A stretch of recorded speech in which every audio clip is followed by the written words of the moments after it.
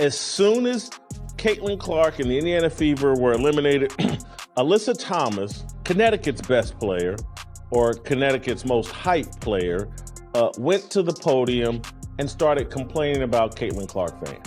I think in my 11-year career, I've never experienced the racial comments from the Indiana Fever fan base. Alyssa Thomas was recently suspended for a vicious racist attack on Caitlin Clark, and the meltdown that ensued is just embarrassing. It appears that she couldn't handle the pressure, so instead of owning up, she chose to pull the racism card in her post-game interview, directing all the attention to Clark's fans and accusing them of racism. If you're watching this video, there's a 99% chance that you're a Caitlin Clark fan yourself, and now that makes you a racist too. Thank you for educating us. Those guys, they're the racists, when really, y'all are the racists. It's absurd how blind someone can be to ignore Clark's outrageous statistics and believe that her skin tone is the only reason she should have been suspended at the time. However, do you know what she said specifically that led her into this situation? Why is everyone turning against her? And is there any chance the league will forgive her? Let's get down to business. All know what this really is. It's an attack on Caitlin Clark. Caitlin Clark's the wrong face for this league because her fans are so racist. Due to a vicious smackdown by the Minnesota Lynx in Game 2, the Connecticut Sun were eliminated from the playoffs in the most humiliating manner possible. Alyssa seems like she's going to lose it during the post-game interview. Acceptable, honestly. And there's no place for it. And we've been professional throughout the whole entire thing, but I've never been called the things that I've been called on social media, and there's no place for it. Nothing.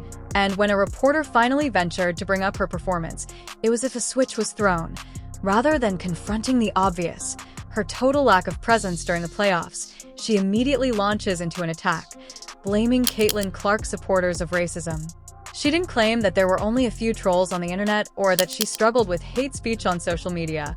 Instead, she went all out and called Clark's whole fanbase racists for destroying the mental health of Black athletes. We come to play basketball for our job and it's fun, but we don't want to go to work every day and have social media blown up over things like that. It's uncalled for, and something needs to be done, whether it's, them checking their fans or this league checking. There's no time for it anymore. The reporter's expressions showed that she had been sitting on this side idea, waiting for the right opportunity to drop it, hoping that someone would inquire about her disastrous game so she could completely flip the conversation. No one even asked for proof or pressed her for details. Instagram and Twitter, these are choices we make. There's an easy way. The league doesn't have to get involved.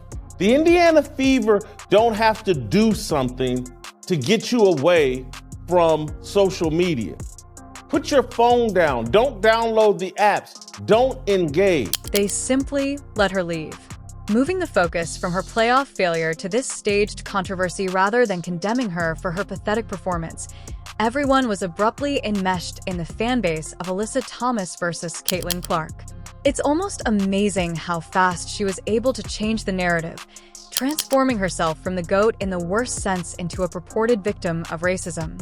Well, now they found another victim, the fans of Indiana. Now, I'm going to side a little bit with these idiots. I'm going to side a little bit with Alyssa Thomas, who said she is the latest WNBA woke gas bag to rip Indiana Fever fan over alleged racism, demanding the franchise and league do something about it. What do you want him to do? Want him to do. But you can't help but wonder if this was a spontaneous outburst or if it was a premeditated attempt to divert all of the criticism that was coming her way. Alyssa Thomas came out swinging, saying that this season was the first time in her 11-year career that she had experienced this kind of abuse. And guess who she's blaming? The Indiana Fever's fan base, who have been riding the Caitlin Clark hype train since her incredible rookie season began. Gives a rat's ass, seriously. But the real question is, did she even bother to provide any evidence to support her claims? I don't know a single shred of evidence, so nope, no chance. She made a broad claim, essentially suggesting that the entire Fever fan base is trying to destroy her mental health since, evidently, Caitlin Clark's very existence in the league is so toxic. Good try. She did not provide any evidence, incidences, or even a cryptic tweet to rely on. Alyssa. And Clark is Kunta Clark. She's the actual slave that everybody else is exploiting for their benefit. Angel Reese included at the top of that list. Now Alyssa Thomas jumps in and says, let me get my piece. But let's talk about the timing. It's clear that DRO was desperate to change the narrative after losing a high-stakes playoff game. She knew that the media would be ready to grill her about why she failed when her team needed her the most, or why she allowed herself to be completely outplayed on the biggest stage of the season. Instead of facing the music, she pulls out the ultimate deception play, shifting the blame onto Caitlin Clark's fans and hoping that nobody remembers she ever set foot on the court that night. You got people in a room. Yeah. If you got a bunch of dudes in a room and says, let's fuck up the WNBA, we couldn't have came up a master plan what these women have done. However, this is where things become very dubious. Thomas wasn't just targeting Clark's supporters by calling out his admirers. She also subtly portrayed Clark as the cause of the issue. If Clark's influence is bringing out all of this negativity, then she is indirectly portraying Clark as the villain in this whole situation. Janae Carrington, as we've talked about earlier this week, in Game 1, poked Caitlin Clark in the eye intentionally, in my view, and in most rational people's view. Your hands don't curl up, you jab people in the eye, and you pull your hand back immediately after you've accomplished your goal. Nothing happens to Janae Carrington. This isn't really even discussed. She gets questioned about it once. Caitlin Clark gets questioned about it. Caitlin Clark takes the high road. She's not engaging. Hats off to Caitlin. It's a cunning tactic to damage Clark's reputation without really bringing her name into disrepute. And let's not forget that there has previously been animosity between the two of them. Alyssa Thomas chose to place what can only be described as the hardest screen known to mankind on Caitlin Clark during a heated game between the Indiana Fever and the Connecticut Sun on August 14, 2024, brewing from a previous incident that put them both at the center of controversy. No, we're not talking about your average basketball screen. Fans watching live literally gasped, thinking she had broken her ankle or something. What did the referees do? They called an offensive foul on Thomas, then dismissed it as if it were no big deal. Clark, who is known for soaring around the court like a bolt of lightning, was completely blindsided and hit the floor like a ton of bricks. No review, no egregious foul considered. WNBA, because it's a woke league and because it's leaned into people directing their hatred of Caitlin Clark at Caitlin Clark fans. Even some WNBA analysts, like Diane Terasai, jumped in and spoke bluntly about how badly the entire situation was handled.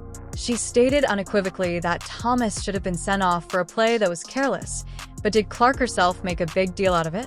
No chance. She immediately got back up, flashed her trademark smile, and even winked at the audience as though to convey that she was okay and wasn't going to let this get to her. Caitlin's iconic move was a powerful moment that only deepened her followers' affection for her. While everyone else was going crazy over the poor officiating, she remained composed and unconcerned. And it comes as a byproduct of, Caitlin, I love you to death, but girl, if you don't work on that defense, you ain't winning no championships. However, that's when things started to get out of hand for Alyssa. Clark supporters were furious and made sure she felt the heat online because Shri also posted a statement saying, Elle released the statement saying, they fired her. They kicked her off the game because it's Caitlin Clark and she can't do that game. And rather than taking responsibility for a play that could have easily hurt one of the league's top players, she began portraying herself as the victim, saying that the criticism was solely motivated by race and not by her almost eliminating a rookie phenom. Anyone watching could see through it, and the fans were upset because she played dirty, as that race had nothing to do with it. He had to go to the NBA because of players calling all kinds of nasty racial names to Caitlin Clark, white bitch being the most of. I mean, that's the players. Now they sit up there, the one idiot. However, Alyssa wasn't interested in defending herself, so she doubled down, making accusations and finger-pointing in an attempt to divert attention from the reason she was receiving criticism in the first place. For a brief moment, it appeared as though she might succeed in doing so, dragging Caitlin Clark's name into the controversy and making it appear as though Clark's racist fans were orchestrating a coordinated attack. But let's face it, it was all a smokescreen because, at its core, this whole mess began because Alyssa didn't want to take responsibility for her careless play and her awful performance. So she chose to use controversy as a shield from criticism. Most important player, the person that's driving all of your engagement. Everybody's making money off Caitlin Clark. She gets gouged in the eye by a player who clearly hates her. We've seen the previous behavior this season. We've seen her tweet, clearly hates her. WNBA, there's no statement being made. Hey, we got to be more careful. We got these ladies with these long fingernails. We can't have this happen. We investigated this. We don't think it's intentional. We do think it's intentional. None of that happened. It's an actual joke that it did happen. Something that the players can joke and laugh about and mock later. Even more absurd is the fact that by taking this path, she has only made matters worse for herself. Rather than handling the fallout from a single game, she has turned it into a full-fledged scandal.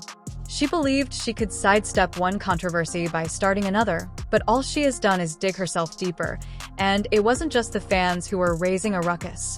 Former WNBA legends Lisa Leslie and Cheryl Miller were among the many sports analysts and pundits who took to the internet to voice their opinions, calling Thomas's hit unsportsmanlike and blatantly dangerous. Came in as the most impactful player that the WNBA was seeing as a rookie based off of what we saw in college, from both off and on the court, whether it was attendance, viewership, to her on the court with the scoring and assists. That's how she was when she was drafted. She exits her rookie season as exactly that. On ESPN's The Jump, the panel dissected the play frame by frame while Rachel Nichols threw serious shade, saying that you don't set a screen like that unless you're trying to hurt someone or make a statement. The following day, every major sports show was all over it, with analysts on Around the Horn pardoning the interruption, and every other hot take show you can think of discussing whether Thomas should have been suspended or ejected. As if things couldn't get any more heated, Angel returned to the fray, saying, "Why not add a little more fuel to the fire?" Never one to back down from drama, Reese used social media and her own show to attack Clark's fan following and defend Thomas. Idiot is wearing her shades thinking she's some model. This one here, it's uncalled for. Let me tell you something else. It's very simple to do. See this phone? Don't go on social media. In the end, the controversy surrounding Thomas's fall turned into something much bigger than either she or Rays could control. What began as a dubious screen in a regular season game spiraled into a full-blown scandal that has put them both on the hot seat. By attempting to avoid one mess, they managed to create an even bigger one, and now the focus is squarely on them rather than Clark's fan base. She resurrected her own set of grievances against Clark supporters, repeating the same old accusations that Clark's fans were naturally biased and always came for black players.